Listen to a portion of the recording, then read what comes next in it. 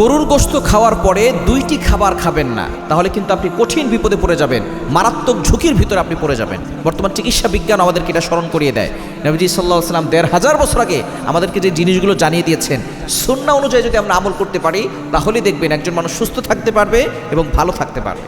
আমরা অনেকেই গরুর গোশত খাই এবং আমাদের বাংলাদেশের ভিতরে ম্যাক্সিমাম জায়গায় দেখবেন গরুর গোশতটা বেশি পছন্দ করে। মুরগির গোশত ভালো লাগে না, খাসিও ভালো লাগে না, গরু ম্যাক্সিমাম লোকের কাছে বেশি ভালো লাগে। এজন্য গরুর গোশত আমাদের বেশি খাওয়া পড়ে। গরুর গোশত খাওয়ার পরে আপনি দুইটা খাবার খাবেন না। এক নম্বর হচ্ছে দুধ খাবেন না। আমরা অনেকেই গরুর গোশত খাওয়ার পর আবার দুধ দিয়ে ভাত না খেলে আবার পেটের ভাত হজম হয় না। খবরদার, গরুর গোশতের ভিতরে উচ্চ মাত্রায় প্রোটিন রয়েছে, আর দুধটা হজম করতে একটু সময় নেয়। যখন আপনি গরুর গোশত খাওয়ার পরে দুধ খাবেন তখন আস্তে আস্তে কিন্তু বড় ধরনের সমস্যা হতে পারে। শরীরের ভিতরে বদহজম হওয়ার সম্ভাবনা আছে, এরপরে গ্যাস হওয়ার সম্ভাবনা আছে এবং আস্তে আস্তে মারাত্মক ঝুঁকির ভিতরে আপনি চলে যেতে পারেন।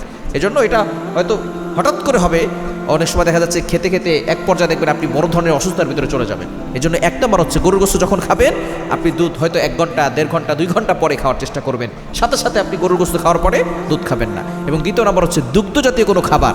আমরা অনেকেই কিন্তু দুগ্ধ জাতীয় পায়েস খাওয়ার চেষ্টা করি, খাবারের পরেই এটা খাই, কিছুক্ষণ পরে লেট করে তারপরে খাওয়ার চেষ্টা করবেন। এই দুইটি খাবার, দুধ খাবেন না, দুগ্ধ জাতীয় খাবার খাবেন না, দেখবেন আপনি সুস্থ থাকবেন, ভালো থাকবেন। কেননা আমাদেরকে নবী সাল্লাল্লাহু আলাইহি ওয়াসাল্লাম সতর্ক থাকতে বলেছেন। নবী সাল্লাল্লাহু আলাইহি ওয়াসাল্লাম বলেছেন তোমরা সুস্থ থাকার জন্য যেগুলো সতর্ক থাকার জিনিসগুলো আছে এগুলো তোমরা অবশ্যই ফলো করবে। এজন্য আমরা নবী সাল্লাল্লাহু আলাইহি ওয়াসাল্লামের সুন্নাহকে বাস্তবায়ন করার চেষ্টা করব, তাহলে সুস্থ থাকবো। আর সুস্থ থাকতে পারলেই আল্লাহর ইবাদত করা আমাদের জন্য সহজ হবে।